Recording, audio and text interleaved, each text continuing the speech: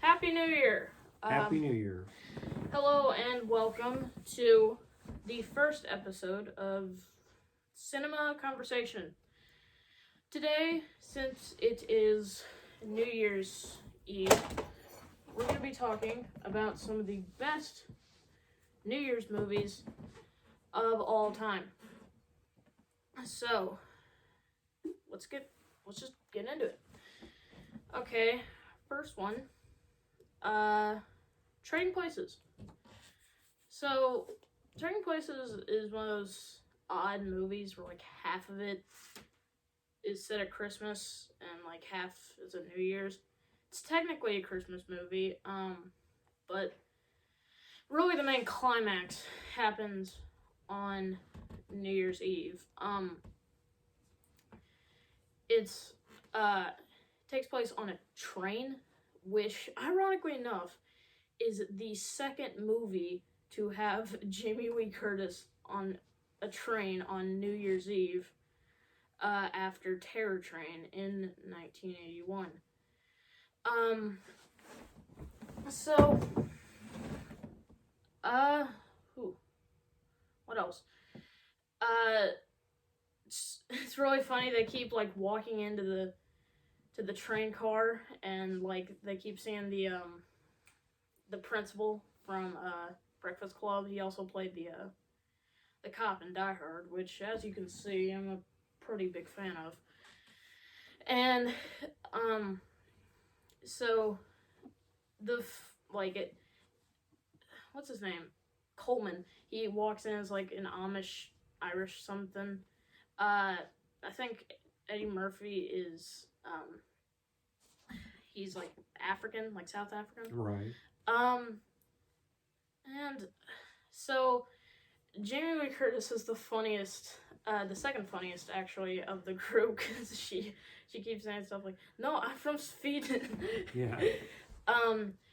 But probably like we watch this every Christmas, and still we always laugh at the same part when Dan Aykroyd comes in blackface. Yeah. Yeah, that's pretty funny. Yeah, he's probably the second funniest guy I've seen in blackface behind Bing Crosby and Holiday Inn, which we'll get to in a second. There are some really funny scenes, like when the two people who handle the luggage come into the train cabin, and like, and then he's holding a gun, and he's like, "Get out of here, or I'll tear out your eyes and piss on your brains," or something like that. And then like, I think there's Jim Belushi in a gorilla costume. And then the two train car people are hilarious because they're just so bad at their job. One of them is future Senator Al Franken. Are you serious? Yes. He was one of the train car people in Yes, Trading Places. he was. That's amazing. I did not know that. So anyway, what are our thoughts on that part? I kind of went on a little bit. Like it's a really good movie for like New Year's Eve or something like that.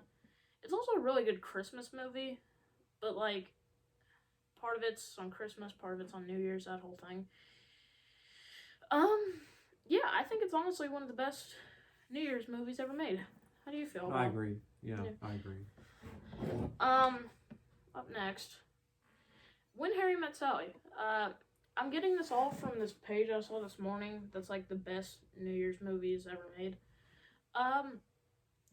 So, yeah, I have not seen When Harry Met Sally in its entirety. Have you seen it? I haven't seen all of it, no. Like, I've seen a couple scenes of it, so I don't have any authority on it. But I've heard that, like, part of it takes place at New Year's. The next movie that we were going to talk about is Poseidon Adventure. And it's 2006 remake Poseidon, but, the one rule that we have on this show is we don't talk about remakes. So, yeah, I think I've seen a lot of it, but like, isn't it where there's a New Year's party on a cruise ship and then the whole thing just turns upside down? Yeah, a tidal wave hits it and turns it over. And then, like, they all have to get to the top of the boat, which is actually Yeah, the bottom of the boat. right? Yeah. So it gets kind of confusing, but I haven't seen all of it, but I think it's pretty good. Another really funny one, The Godfather 2.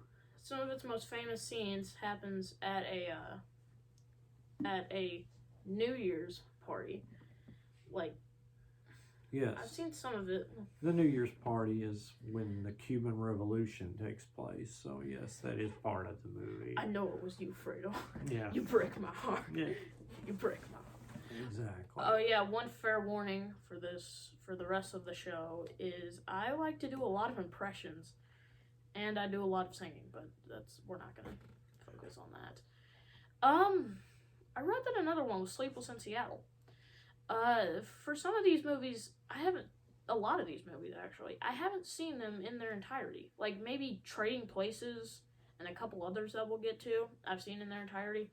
Some of them I've just seen parts of. Like I've seen the part in Sleepless in Seattle with where Rita Wilson talks about An Affair to Remember.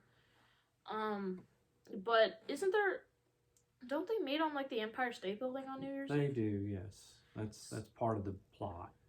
Like, the thing is, I've seen that scene a couple times, actually. It is way too warm to be New Year's Eve in New York, that high up. Yeah, that's true. That is awfully cold that time of year. Yeah. Another one, this one I've seen a bunch of times, actually. Ghostbusters 2.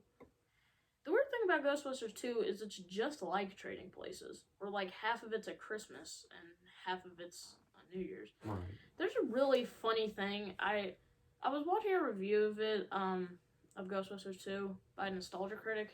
You know, if you haven't seen it, go and watch it. Link in the description. But like, the thing is, how did they get the Ghostbusters back up so fast?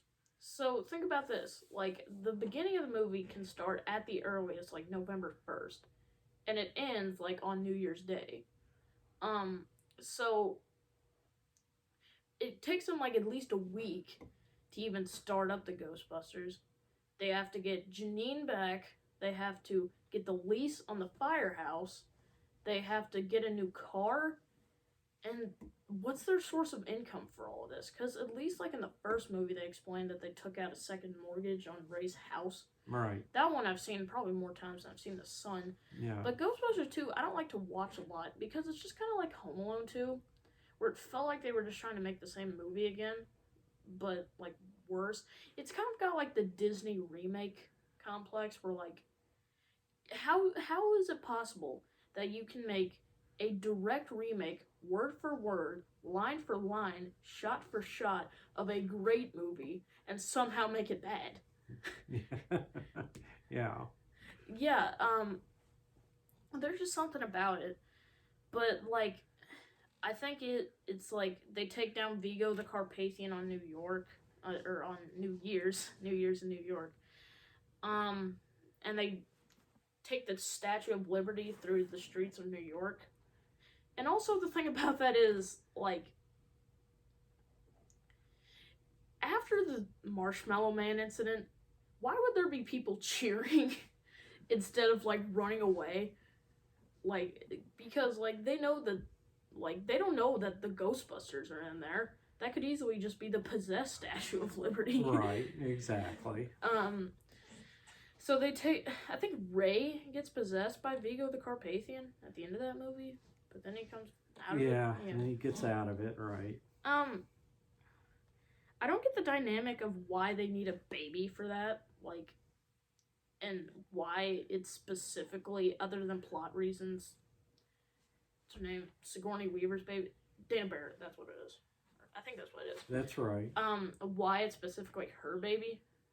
I don't know why, except for, like, maybe he's the, like, I can't remember his name right now, but he's the guy that, like, he has to take the baby for Vigo the Carpathian, and he's, like, Sigourney Weaver's boss. Right, yeah. So, like, I guess that's because he's like the only person he knows who has a baby. Yeah. Well, that's probably right. Yeah, and it's not a great movie, and it's not even really that good of a New York movie. Um, or a New Year. Why do I keep doing that? New Year's, New York. I don't know. Some other ones. Holiday Inn. With Bing Crosby and Fred Astaire. That one. It's just kind of like it kind of had to be New Year's by default because it's not just a movie about Christmas. It's a movie about pretty much every holiday. Right. Like, why didn't they just split that movie into parts? Like, maybe 10-minute parts, and then you just watch one per holiday. Yeah. It's like Charlie Brown, which we'll get to. I don't even remember much of the New Year's part in Holiday Inn. I remember the Christmas part, the Easter part, even the Thanksgiving part, which wasn't really that eventful, and the 4th of July, which had, like, drunk Fred Astaire playing with firecrackers. Right. You know, he actually was, drunk when he did those scenes. No, I didn't realize. And he was playing with real firecrackers, under the influence. Do you know how dangerous that is? Yeah, that probably wasn't the best idea. I mean, I'm probably wrong about this. Maybe those were 2 different scenes, but I'm pretty sure that's what I read. And another one, Happy New Year, Charlie Brown. In my mind, Happy New Year, Charlie Brown is quite possibly one of the worst Charlie Brown specials I've ever seen. Because, like, it's only a New Year's movie in the academic sense, because it has New Year's, but, like, the weirdest thing about that movie is that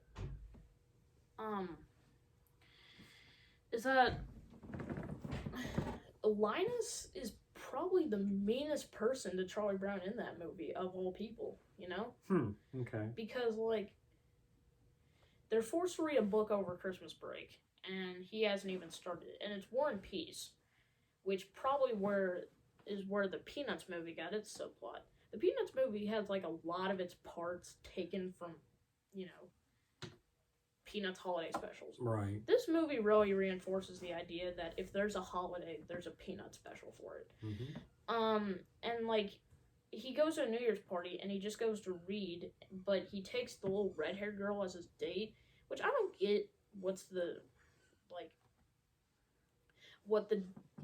dynamic is of the little red-haired girl in these specials, because, like, in specials like, You're a Good Man, Charlie Brown, or stuff like that, he's scared to even be seen by her, and then in specials like Happy New Year, Charlie Brown, It's Your First Kiss, Charlie Brown, It's Christmas Time Again, Charlie Brown, he's literally dating her, like...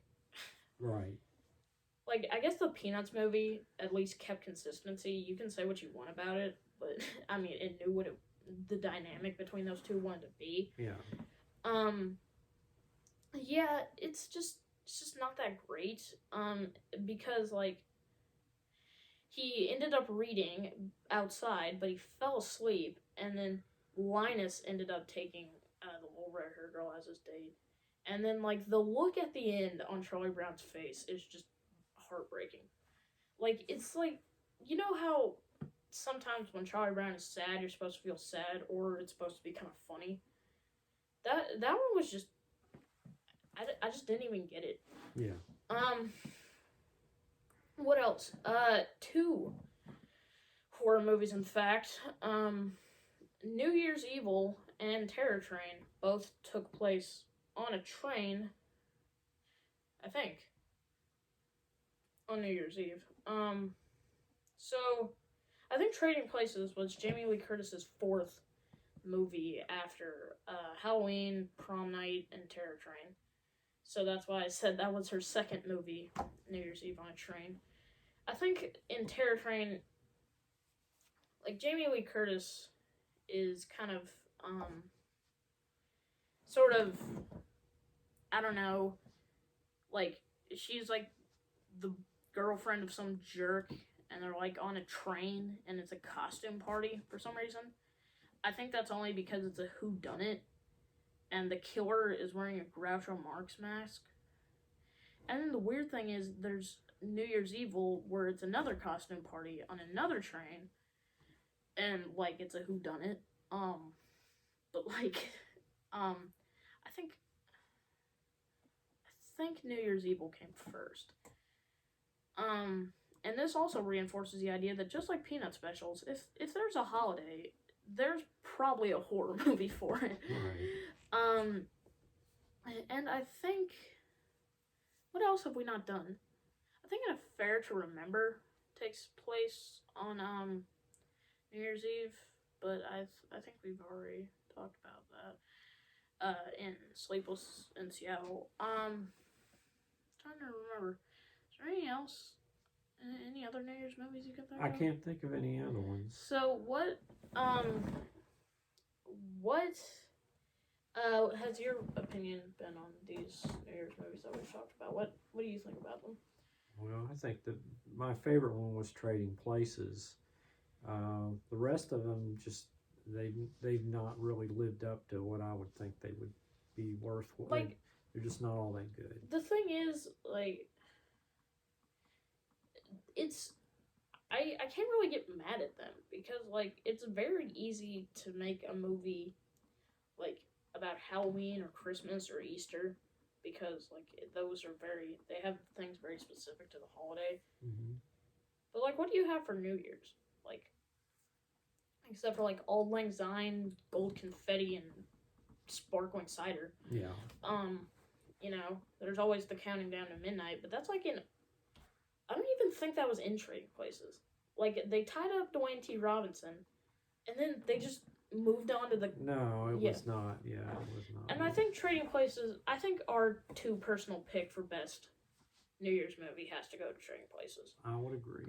Because the thing is, that movie is also centered around Christmas, but the last half, and that's probably the most important, directly depends on New Year's. I'm very tired of doing this. Yeah. Because the next day on January 2nd, that's when the commodity reports come out, and that's like their whole grand scheme, like, is to give them a fake commodity report and, like, you know, right, take all their money. Right. Which, Don Amici at the end of that movie is possibly the most hilarious guy I've seen in a movie. Because his brother literally has a heart attack and he's like, frick him. Yeah. Other than that, I think that movie has a really good ending. It's a very well written movie. It's probably in my top 5 favorite movies of all time, which we will talk about pretty soon. We were gonna do some trivia, but I think we'll wait on that. I think we have enough for right now. So other than that, here's from me, Jack Ellis, and my dad, Jeff Ellis, us wishing you a Happy New Year. And do yourself a favor, if you haven't done it, watch Trading Places this New Year's, because it's a very good Christmas movie and a very good New Year's movie. Next week, we will either be doing an introduction video of, like, a set tour and talking about our 5 favorite movies, or if we finish this one first, on January 9th is National Law Enforcement Day, so we will be talking about the best cop movies ever made. Alright, this is Jack Ellis, signing off, and Jeff Ellis. Signing off.